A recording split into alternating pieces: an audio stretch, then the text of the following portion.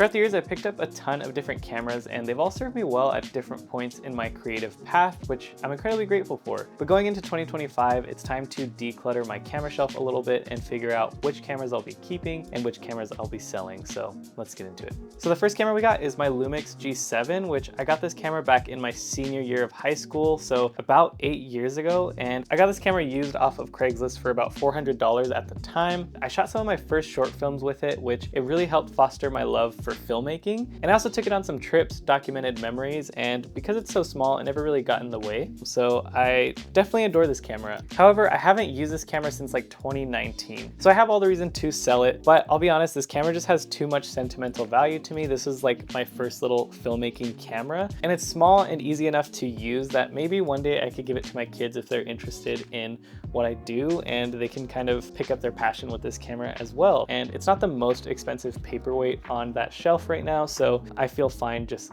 keeping it and holding on to it for a while. Next up, we got the Blackmagic Pocket Cinema Camera 4K, and this was my big step into making my films and productions look even better quality. And I got this camera back in late 2020. I shot my first mini documentary series with it. I shot my first spec ads with it. This is an absolute beast of a cinema camera, and it was one of the most affordable cameras at the time. And it has some great features like 4K B-RAW, 4K ProRes, which is still a feature that not a lot of cameras have. And the user interface was just so simple and easy to use. And this camera also has a special place in my heart because this is when I started making more YouTube videos on this channel on filmmaking tutorials and reviews. And I truly love Blackmagic cameras because they're so simple, they pack in a lot of features. Some of the cons are that you kind of have to rig them out a bit if you do want to utilize them the most. And they also don't have continuous autofocus, which can be an issue if you're filming in front of the camera rather than behind the camera operating it yourself. So when I got this camera, I was more on the filmmaking side of my creative path. However, now that I'm a bit more of a content creator and I just like to document life and bring smaller, lighter cameras, the Blackmagic Pocket 4K no longer suits my needs as a creator right now. So unfortunately, I will be selling this camera.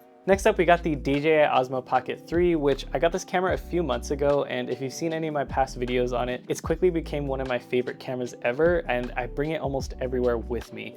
It's literally so easy and convenient to use, it's small, and if you just have some basic cinematography knowledge when it comes to composition, lighting, and color grading, you can get a really nice image out of this thing. And yeah, to me, this is actually a pocket cinema camera because my Blackmagic Pocket Cinema camera, I love this thing, but it was not a pocket camera in any means, especially when you compare it to this little guy. And I recently used the DJI Osmo Pocket 3 to film one of my YouTube videos, and the footage looked great. It's more than enough if you want to make high quality looking YouTube videos. As long as you have plenty of light, whether it's artificial or sunlight, then the footage out of this camera looks amazing. So I'll definitely be keeping the DJI Osmo Pocket 3 for 2025. All right, next up we got my Bronica ETRSI, which this is a medium format film camera, and this is a camera that I got when I was in a bit of a creative rut on the filmmaking side, and I was just feeling very uninspired, so I wanted to pick up a new medium in hopes that it would kind of re-inspire me again, and it really did. The experience of shooting on film is completely unlike anything I've ever done before,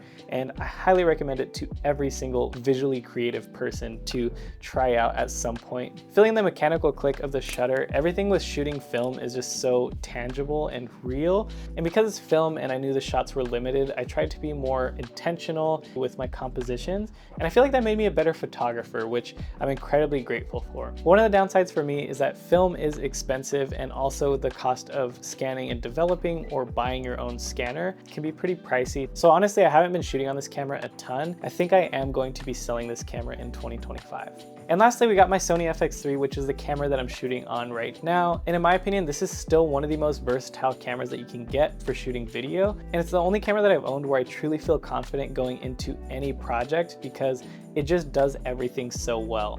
It has the amazing image quality of a cinema camera, but it's also just a small, portable, and convenient camera that you can use to make content like I'm doing right now. And I feel like this is kind of the zeitgeist camera of our generation because of the careers that you can make off of social media now, whether it be through Instagram Reels or YouTube videos. And a cool added bonus is that it also takes pretty good photos as well, so you can offer full content packages with photos and videos if you need. And the more I've used this camera, the more I've fell in love with this thing. So it's just such a solid camera camera that it can work well for so many different use cases. And it's going on 4 years old now, but it doesn't feel outdated. In fact, it feels like cameras are still kind of trying to catch up to everything that the Sony FX3 offers. So I will definitely be keeping the Sony FX3 in 2025. Anyways, that is all for this video. I just want to say a huge thanks for watching, and I'll see you in the next one. Peace.